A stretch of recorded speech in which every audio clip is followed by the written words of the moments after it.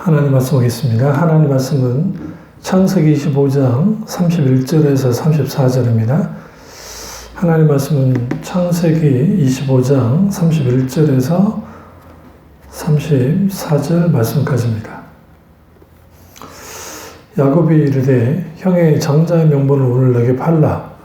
에서가 이르되 내가 죽게 되었으니 이 장자의 명분이 내게 무엇이 유익하리요. 야곱이 이르되 오늘 내게 맹세하라. 에서가 맹세하고 장자의 명분을 야곱에게 판지라. 야곱이 떡과 팥죽을 에서에게 주매 에서가 먹으며 마시고 일어나 갔으니 에서가 장자의 명분을 가볍게 여김이었더라. 아멘. 말씀 제목은 현실과 신앙의 간격이라는 제목으로 말씀을 나누도록 하겠습니다. 현실과 신앙의 간격이라는 제목으로 말씀을 나누도록 하겠습니다. 우리가 종종 우리가 전도를 하다 보면 사람들의 반응 중에 하나가 내가 참 교회를 나가고 싶은데 현실적으로 뒷받침이 되지 못해서 못 나간다고 하는 사람들이 있습니다. 먹고 살기 바쁜데 언제 어떻게 교회를 나가겠냐. 먹고 살만해지면 교회를 나가겠다고 하는 그런 사람들을 볼 때마다 예수님이 마태복음 24장에 마지막 때에 노아 때와 같이 정말 그들이 논도 사고 밭도 사고 장가 가야 하고 할 일이 많아서 죄송해서 왕의 잔치에 나가지 못한다고 하는 그런 비유 속에 있는 사람들처럼 오늘날에 그런 사람들이 생각보다 많습니다. 그리고 우리가 교회를 다니는 사람들 중에서도 현실과 신앙의 간격이 이게 너무너무 넓어서 현실 따로 신앙 따로 그런 식으로 신앙생활 하는 사람들도 볼 수 있습니다. 그런 사람들이 대표적으로 에서와 같은 사람입니다. 에서에게 있어서 장자의 명분은 가볍게 여겼다. 오늘날 신앙을 가볍게 여기면 혹은 하나님을 가볍게 여기면 현실과 신앙의 간격이 아주 멀어지고 넓어집니다. 설사 교회를 다닌다 할지라도 교회를 다닐 뿐이지 인격체이신 하나님 그분을 믿고 따르지 않습니다. 여기에서 결국은 신앙 따로 삶 따로 그렇게 되다 보니 신앙이 삶에 어떤 영향도 끼치지 못하고 삶이 결국은 신앙과 연합되어져서 결국은 하나님 그분이 나의 삶이 되어지는 하나님 그분이 나의 삶이 되어지는 일들이 일어나지 않습니다. 그렇다 한다면 종교적으로 기독교라는 신앙을 가질지는 모르지만 사실상 어떤 하나님의 역사도 어떤 하나님의 그 유혹도 결국 받을 수 없는 그러한 문제가 생깁니다. 혹은 현실의 고단한 상황과 문제를 해결하기 위해서 신앙을 갖는 분들이 있습니다. 어떤 분들은 그런 분들을 향해서 아주 질책을 하면서 그건 잘못된 것이다 라고 말하기도 하는데 사실 우리가 처음부터 예수 그리스도를 믿을 때 내가 하나님의 영광을 위해서 내가 하나님의 부르심의 소명을 알아서 내가 주님 믿습니다 라고 하는 사람들이 몇 명이나 되겠습니까? 사실 여러 필요에 의해서 주님께 나오는 것은 예수님의 공생의 사역을 할 때에도 수많은 병든 자들과 문제 있는 자들과 약한 자들과 그런 사람들이 문제 해결을 받기 위해서 예수님께 나왔었기 때문에 우리는 그 자체를 문제 삼거나 딴지 삼을 필요는 없습니다. 문제는 현실 문제만 해결하기 위해서 결국은 신앙을 갖는 것, 결국은 그 현실 문제가 해결이 되면 언제 그러냐는 듯이 신앙으로부터 떨어져 나가는 걸 봅니다. 그 대표적인 게 해외에 유학 간 유학생들. 한국에 있을 때는 전혀 교회를 다니지 않았던 사람들이 해외에 나가면 외롭고 또 한국인끼리 교류를 하기가 쉽지 않으니까 교회를 다닙니다. 그리고 외로운 마음, 지친 마음, 교회 공동체가 잘 해주니까 거기에서 그 피로 때문에 교회를 잘 다니기도 하고 사실도 거기에 인격제신 하나님을 만나서 변화되는 분도 있지만 상당수가 이제 그렇게 하고 학위를 받고 그리고 그 지역에 뭐 예를 들어 터를 내려놓든지 아니면 한국으로 돌아오게 되어지면 신앙으로부터 멀어지고 있는 것을 봅니다. 그래서 과거에는 정말 그때 정말 뜨거웠는데 이제는 바쁘다는 핑계로 또 다음에 언젠가는 교회에 나갈 거라고 하는 자기 위안을 하면서 혹은 자기 변명을 하면서 그렇게 이제 하나님을 떠난 상태에 있는 사람들도 있습니다. 결국은 우리는 여기에서 분명히 볼 게 뭐냐면 나는 교회를 나가지는 않지만 나는 하나님을 믿어. 그래서 언젠가는 교회를 나갈 거야. 라는 사람들이 또 생각보다 많죠, 주위에. 그런 사람들이 아주 위험한 상황에 빠진 것은 자기가 교회를 나가고 싶다고 해서 나가야지. 나가기 싫으니까 지금은 안 나가야지. 지금은 자기의 마음대로 자기 소위 자유의지대로 그렇게 결정했을 줄은 모르지만 그러나 그 시기가 언제 올지는 몰라요. 결국은 우리가 하나님과의 관계 속에서 내가 하나님을 믿고 그 하나님이 내 삶 속에 들어오셔서 역사하신다고 한다면 결국은 현실과 신앙의 간격을 좁혀야 되고 현실과 신앙의 간격을 좁힌다는 것은 결국은 살아서 역사하시는 하나님을 경험하고 알며 그리고 그분과 동역하고 동행하는 삶을 살아가는 겁니다. 그런 사람들이 현실과 신앙의 간격을 좁히죠. 그런데 문제는 많은 교인들이 현실과 신앙 사이에서 흔들리는 경우가 많아요. 대표적인 게 제사 문제, 또 대표적인 게 주초 문제. 술을 마셔야 되느냐, 담배를 피워야 되느냐, 말아야 되느냐. 그러니까 이제 오늘날에는 뭐 이런 게 완전히 희석되어져서 아니 뭐 외국에 있는 교인들 뭐 술, 담배 하는데 뭐 굳이 뭐 그거 가지고 뭐 딴지 걸 필요 있냐. 하나님 잘 믿으면 되지. 근데 여기 한 가지 알아야 될 게 뭐냐면 담배, 백해 무익하죠. 그런데 담배를 끊지 못한 게 뭡니까? 중독돼서 그런 거 아닙니까? 그러니까 담배도 그렇고 C.S. 루이스도 사실은 담배를 피웠거든요. 그러니까 그 이제 파이프 담배를 피우고 막 그랬거든요. 근데 우리가 여기서 아셔야 될 게 우리가 중독되어지는 것은 분명히 우리 절제해야 됩니다. 그리고 또 술 같은 경우에도 내가 임박할 정도로 술을 마신다. 술 취하지 마라. 이는 방탕한 것이니 성령이 충만을 받으라. 이 술 취함의 문제, 이거는 정말 술 취함의 문제와 동시에 세상 것에 취하지 말라는 주님의 말씀인데, 근데 여기에 술이 취해져서 술이 없으면 잠을 자지 못하고, 술이 없으면 내가 뭔가 좀 불안해지고, 그러니까 그 의사 선생님들 중에 그 관계된 그런 분들이 그 말 하잖아요. 술을 마시고 싶어, 계속 마시고 싶어. 그 술 중독이라는 거야, 알코올이. 그게 하나님 앞에 얽매이기 쉬운 죄, 얽매인 것 같은 거 똑같아요. 그러니까 이게 꼭 술, 담배뿐만 아니라 나는 꼭 여행을 가야 돼. 무조건 가야 돼. 그래야 내가 살 것 같아. 그래서 여행 중독에 빠지거나 아니면 뭐 바둑이든 스포츠든 라포츠든 기타는 그러한 것들이 하나님과의 관계를 방해할 만큼 영향을 준다고 한다면 그걸 절제해야 되고 끊어내야만 합니다. 그럴 때 우리는 여기에서 신앙과 현실 사이에 흔들린 그것은 우리 주위에 있는 모든 것들이 우리 신앙생활을 해나가는데 도움이 되기보다는 방해가 되기 때문에 그렇습니다. 오늘 이 에서는 굉장히 사냥하는 사람이고 그래서 늘 산으로 들러 다니면서 사냥을 즐겨했던 사람입니다.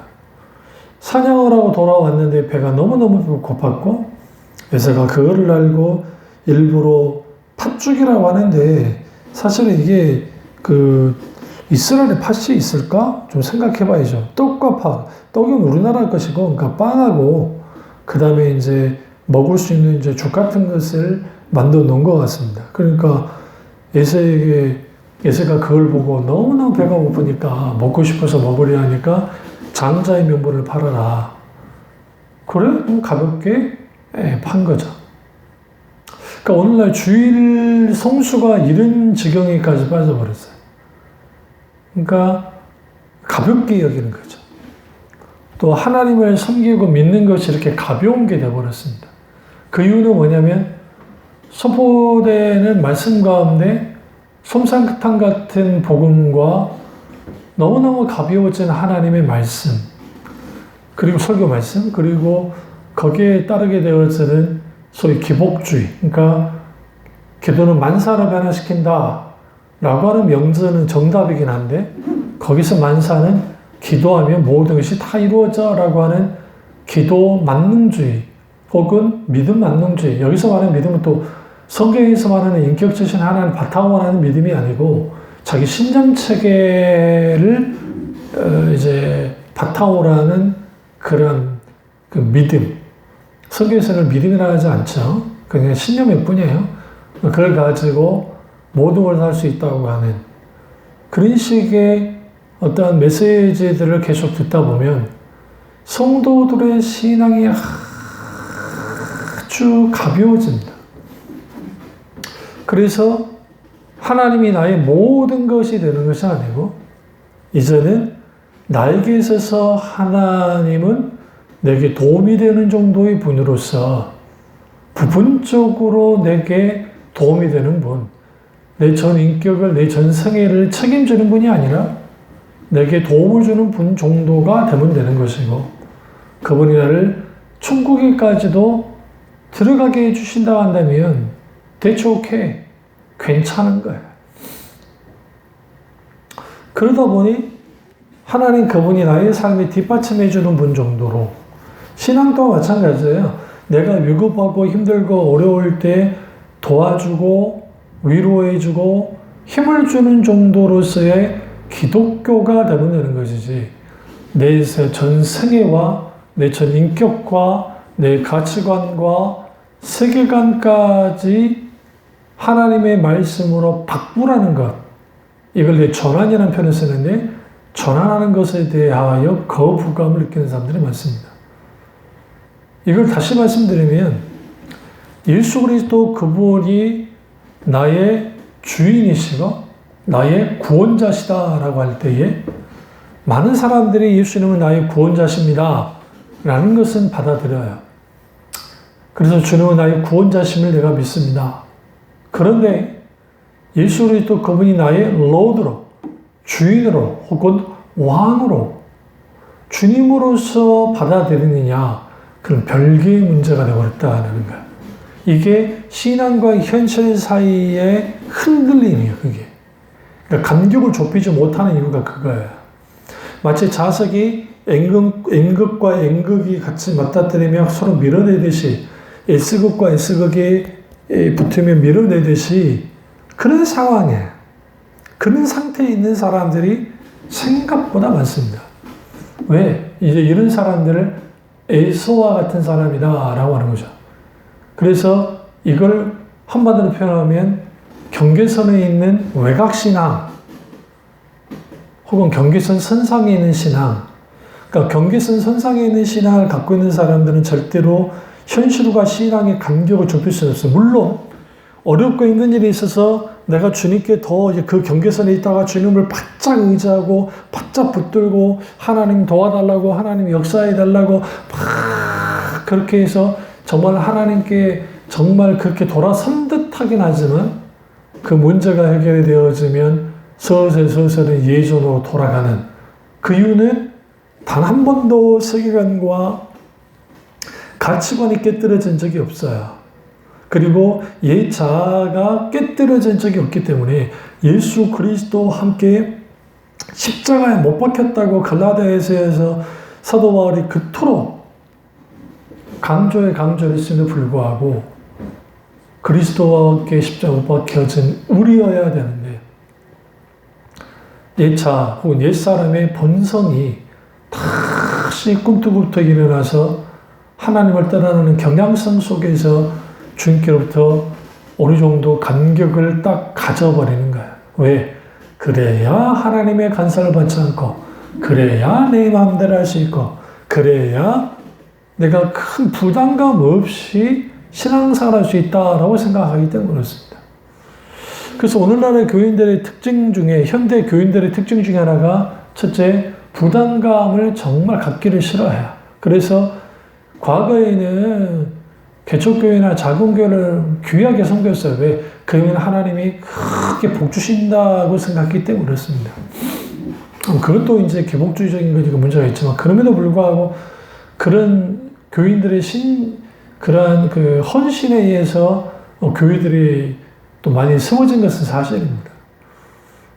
근데 이제 그런 것들이 이제 헌신, 그것은 뭐 찾아보기가 쉽지 않게 되어졌고, 다른 하나는 오늘날의 현대 교인들의 특징들은 이제는 신앙을 소비하는 주체로서의 그런 의식을 갖고 있습니다. 그러니까 소비 주체로서의 신자, 교인. 뭘 소비하느냐? 종교를 소비해 주는 거예요. 그러니까 종교를 소비해 주기 때문에 내 마음을 거스르면 안 되고, 정말 나를 좀 기쁘게 해보고, 나를 위로 좀 해보고, 내가 기도 원하는 것을 얻게 해줘. 그러면 나는 괜찮을 것 같아. 라고 하는 것들. 여기에서 이제, 문제가 발생되어지는 것은 뭐냐면, 그거 당연히 그런 상태에 있으니까, 하나님의 주인이냐, 내가 주인이냐에 대해서 내가 주인 되어졌잖아요. 그러니까 주인된 나를 하나님이 뒷받침해 줘야 돼. 그런데 그분이 신이어야만 하니까 또 내가 믿는 신이 능력이 없으면 안 돼. 그러니까 능력은 있는 분이어야 돼요. 다만 그 능력 있는 분에게 내가 종교적인 혹은 내가 적당히 뭔가 노력 봉사해 줄 테니까 내게 이렇게 복을 달라고 하는 일종의 거래하는 신앙으로 나오는 것이죠. 그래서 그 거래하면서 내게 도움이 되어지면 할렐루야, 뭔가 내게 도움이 되지 않을 것 같으면 주님을 대적하는 일들을 하는 겁니다. 이러한 게 관계적인 신앙이 아니라 기본적으로 갖고 있는 거짓 신앙체계 혹은 신앙의 본질로부터 떠난 신앙이 갖고 있는 맹점이에요. 당연히 현실과 신앙의 간격이 좁혀질 리가 없어요. 당연히 경계선상에서 이렇게도 못하고 저렇게도 못하는 그런 일들이 벌어지는 겁니다. 그래서 현실과 신앙의 간격이 좁혀져야 되는데 그럼 어떻게 좁힐 것인가? 첫째로 하나님의 것으로 소중히 여겨야 됩니다. 먹고 사는 것이 하나님께 드리는 예배보다 소중하고 내가 어디 놀러 다니는 것이 하나님께 예배 드리는 것보다 중요하다고 한다면 우리는 그것 자체가 이미 신앙과 현실의 간격이 아주 넓어져 있다는 것을 오늘 드러내는 겁니다.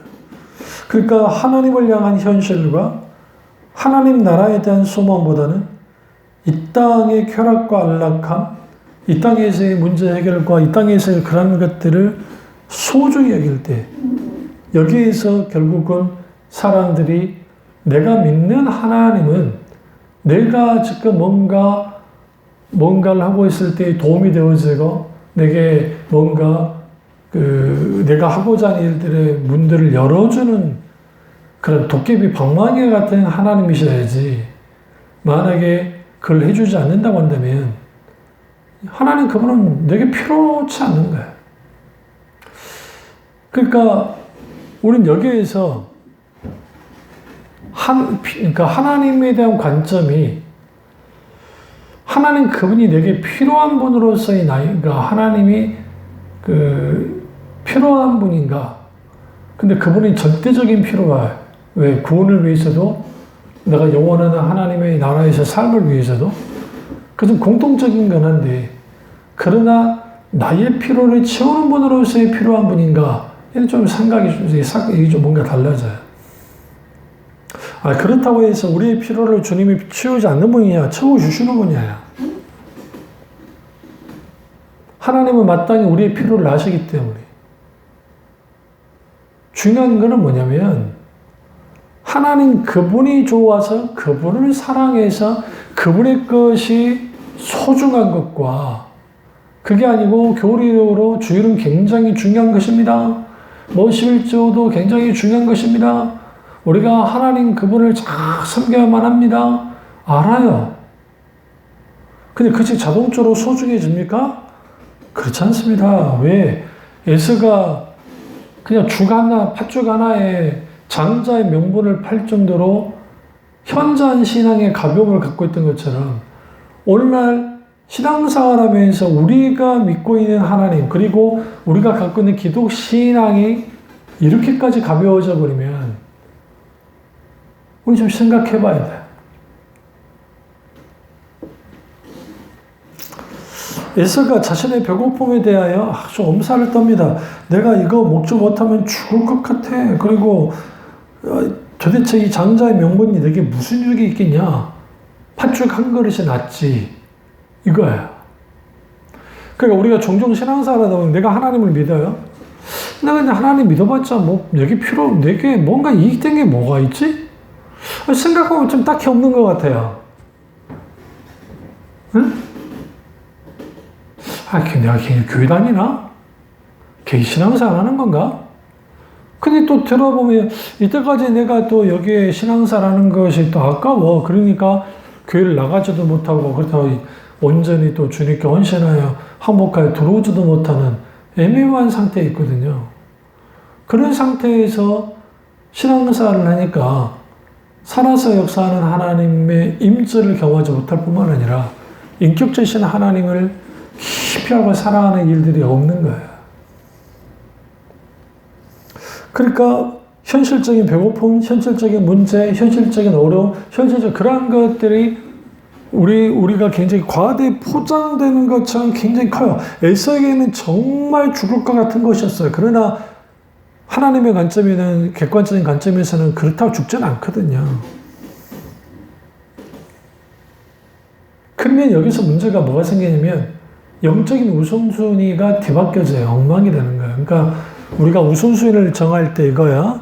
가장 위는 하나님이세요. 그리고 가정이에요. 그리고 거기에 교회 생활이 오는 거예요. 그러니까 최우선은 하나님이세요. 하나님과 나와의 관계. 그리고 가정. 왜? 교회 공동체는, 그러니까 가정 공동체는 사실상 주님이 우리를 권속으로 삼으셨기 때문에 육신의 가족도 굉장히 중요합니다. 그리고 교회예요. 그러니까 교회 활동에 열심히 하면서 아이들 예를 뭐 새벽 기도는 빠지지 않고 하는데 아이들이 갔다 와서 피곤하니까 자버리고 예를 아침밥도 차려주지 않고 등한시한다. 그러면 새벽 기도를 나가지 말아야죠. 그럴 자신이 없으면. 차라리 섬기는 게 낫죠. 자녀들을. 그러니까 그게 하나님 보시기에 뭐 귀한 것이냐 그렇지 않아요. 덕이 되지 않을 뿐만 아니라 문제가 되죠. 가정 안에서도.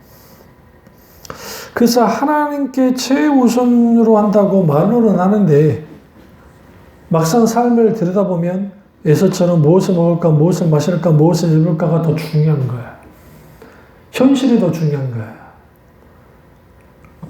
당연히 하나님의 것을 소중히 여기지 않죠. 하나님 그분이 원하는 것이 소중히 여기지 않죠. 하나님 의중과 뜻을 더 중요시 여기는 그렇지 못하는 일이 벌어지는 겁니다. 그래서 우리는 현실과 그리고 그 신앙의 간격을 좁히려면 하나님의 것을 소중히 여겨야 되고 두 번째는 현실을 바로 직시해야 됩니다. 그러니까 현실로 인한 엄살을 피우면 안 돼요. 모든 사람은 자신이 당한 문제가 가장 큰 거라고 여깁니다. 당연할 수밖에 없는 게 내가 겪고 있기 때문에 그렇습니다. 우리는 삼자 입장에서 남이 아파하는 걸 보면 왜 저것 때문에 저렇게 아파하지? 뭐 저까지 가지고 그러죠. 그러면 안 돼요. 그 사람에게 있어서는 너무 크고 아픈 거예요. 근데 여기서 문제는 그리스도인들 중에 상당수가 현실에 대한 엄살을 피우는 거예요. 그것도 심각한 현실이면 그나마 조금 이해가 되는데 그게 아닌데 불구하고 그럴 때가 있다는 거예요. 바로 주님이 앞에 계시는데 주님 보지 않고 문제만 바라보다가 주님 그분, 하나님 그분이 무능하고 작은 문으로 만들어 보름을 통해서 여러 현실적인 문제로 인해서 불평불만하는 것이죠. 그 대표적인 게 광야 이스라엘 백성들이 그렇습니다.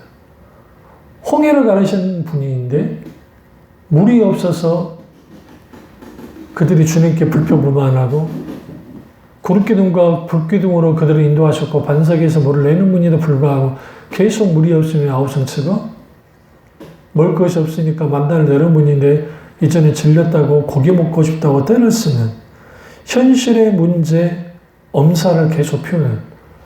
엄밀히 따지면 엄살이 아닐 수도 있어요. 힘드니까 그럴 수도 있는데 근데 여기서 중요한 게 어느 시대의 사람들이 하나님의 입히시고 먹이시는 그런 놀라운 기적을 맛봤습니까? 모세 시대의 광야 이스라엘 백성들 외에는 없어요. 그들은 40년 동안 신발과 옷이 헤어지지 않았다라는 거예요. 얼마나 대단합니까? 그러니까 그 놀라운 하나님의 은혜가 있었음에도 불구하고 그 현실 속에서 그들이 엄살을 피웠습니다. 왜요? 우리가 이 현실을 믿음의 눈으로 직시하고 바로 보고 그리고 믿음으로 해석하게 될 때에 우리는 현실에 함몰되어지는 신앙이 아니라 현실을 끌고 가는 신앙으로 바로 서야 돼요. 결국은 우리 앞에 있는 현실의 문제는 믿음의 문제지 내 능력의 문제는 아니라는 거예요. 대부분의 세상은 어떤 문제가 있으면 네 능력을 가지고 해결해 봐. 근데 성경은 네가 능력이 있고 없고는 뒤차적인 것이야. 너는 하나님을 의지해야 돼. 네가 도움이 될 것 같은 이집트와 북방 민족을 의지하지 마라. 나를 의지하고 따라와. 그러면 내가 너한테 새 힘을 줄 거야. 내가 너를 참으로 도와줄 거야.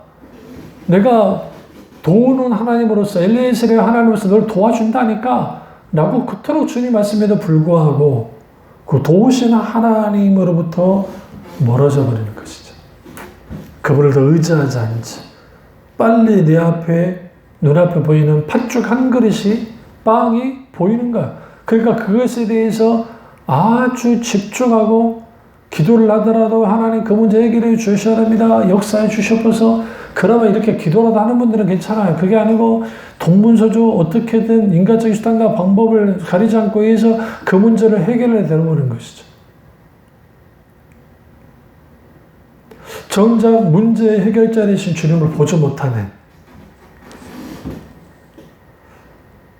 그러니까 여러분 만날 내려주신 하나님이신데 이스라엘 백성들이 하나님께 감사하면서 하나님을 바라보지 않았어요. 그들에 있어서 만나가 중요했어요. 그러니까 신명기서에 사람이 떡으로만 사는 것이 아니요 여호와 입에서 나는 말씀으로 살 것이라고 말씀할 때 여기서 말하는 떡은 만나를 말하는 거예요. 사실 하늘에서 내려온 만나 그것은 하나님이 특별히 이스라엘 백성이 준 겁니다. 예수님도 이 부분에 대해서 그 사람이 떡으로 사는 게 아니라 인용하시잖아요. 사탄이 예수님을 공생이 전에 시험하실 때 여호와의 입에서 나오는 말씀으로 사는 것이다 라는 것처럼 결국은 하나님의 말씀 그 말씀은 우리의 진리이고 우리의 기준이고 우리에게 영원한 양식일 뿐만 아니라 마땅히 우리가 그 뜻을 쫓아 나아갈 때 말씀을 따라가야 되잖아요. 그럼 그 속에서 우리의 현실의 문제 앞에 딱 섰을 때에 하나님의 말씀이 어떻게 우리에게 가이드를 하냐는 거예요. 결국은 하나님 그분만을 의지하고 하나님 그분에게 부르짖어 기도하면서 하나님이 인도하는 대로 한 걸음 한 걸음 나아가고 거기에 믿음의 결단과 믿음의 순종을 통해서 그 문제 앞에 맞서 나아가게 될 때에 그 문제를 극복하면서 결국은 그것이 내 힘이 아니라 주님의 능력으로 됐다는 사실을 알고 하나님께 영광을 드리는 겁니다. 그래서 여러분 우리는 어떤 상황 속에서도 현실을 즉시해야 돼. 즉시. 믿음의 눈으로 직시하고 잘 해석해놔. 믿음의 해석을 가해서 믿음의 해석을 통해서 우리는 이제는 현실에 묶여있는 신앙이 아니라 현실을 충분히 끌고 나갈 수 있는 그런 신앙으로 자라나야만 합니다. 세 번째로 신앙의 유혹과 도전에 당당히 맞서야 됩니다. 야곱이 교묘하게 형 에서에게 너의 장자의 명분을 팔아라고 유혹하고 들어왔습니다. 이걸 오늘날 식으로 이렇게 말할 수 있어요. 야, 내 신앙을 팔아. 신앙이 밥 먹여주냐? 예수가 밥 먹여준다더냐? 그냥 팔아버려. 야, 뭐 그 번거롭게 신앙생활 한다고 해서 주일날 놀러도 늦잠도 못 자고 그러냐? 응? 아, 팔아버려. 야, 그냥 교회만 살짝 다녀. 니같이 그렇게 할 필요 없어. 응? 기도에서는 뭐하고, 예배들은 뭐하고, 뭐하냐. 야, 그렇게까지 지나치게 믿을 필요 없어. 라고 하는 사탄의 이 사람을 격동시켜서 하는 속삭임들, 유혹에 우리는 당당히 맞서야 돼요. 현실적인 문제가 있을 때마다, 어려움이 있을 때마다 하나님께 나아가야 되고, 그리고 우리는 거기에서 사탄이 어떻게 교묘하게 나를 이렇게 공격하는지를 들여다봐야 돼요.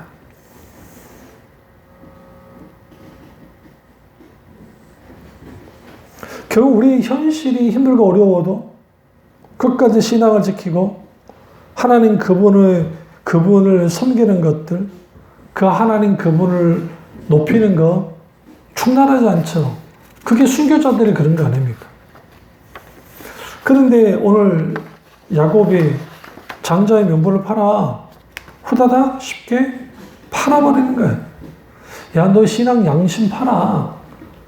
예를 들어 장사하는 분인데 폭리를 취하는 거야. 근데 교회 다닌다고 할 때 이거 하나님 앞에 정말 저주받을 일인 거야. 왜? 아모스 선지자 아모스서를 보시면 하나님이 가장 경멸하는 게 속에는 저울이라 그랬거든요. 그래서 우리는 현실과 신앙의 간격을 줄이는 게 쉽지 않아요. 왜? 결국은 예수님께서 우리의 믿음의 길이라는 건 좁은 문을 통과해서 가는 길이어서 협작하고 찾는 사람이 즐거운 곳이 뭐예요? 믿음의 길이에요. 십자가의 길이고. 그래서 현실은 강하고 큰 길로 편하고 쉬운 길로 가라고 합니다. 근데 성경은 너희는 좁고 협착하고 힘든 길로 가라고 그래요. 그리고 세상은 지름길이 있으니까 지름길을 가라고 하는데 아니야, 너희는 골고다 언덕 같은 언덕길을 올라가야 된다고 가르치고 있어요. 여기에 갈등하고 여기에 흔들리고 여기에 주춤하는 것이죠. 근데 여기서 우리가 알 게 뭐냐면 우리가 마땅히 우리 속에 있는 수많은 유혹으로부터 우리가 말씀으로 분별해서 그걸 이겨나가기 시작할 때 내가 이 현실이라는 이쪽에 쓸 것인가 아니면 믿음이라는 저쪽을 선택할 것인가 라고 할 때에 결국은 우리에게 큰 문제가 없을 때는 그냥 나는 신앙을 선택할 겁니다 하지만 막상 내 앞에 문제가 왔으면 이야기가 달라지는 거예요.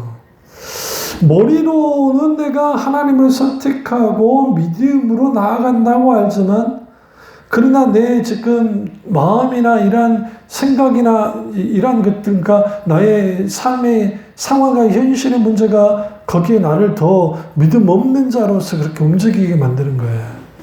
그 거기에서 현실적인 이해관계, 계산을 하고 그리고 거기에 선택할 때 믿음과 동떨어진, 신앙과 동떨어진 결과를 냅니다. 문제를 발생했고 그게 에서가 그랬고 롯이 그랬습니다. 소돔과 고모라를 선택했던 롯처럼.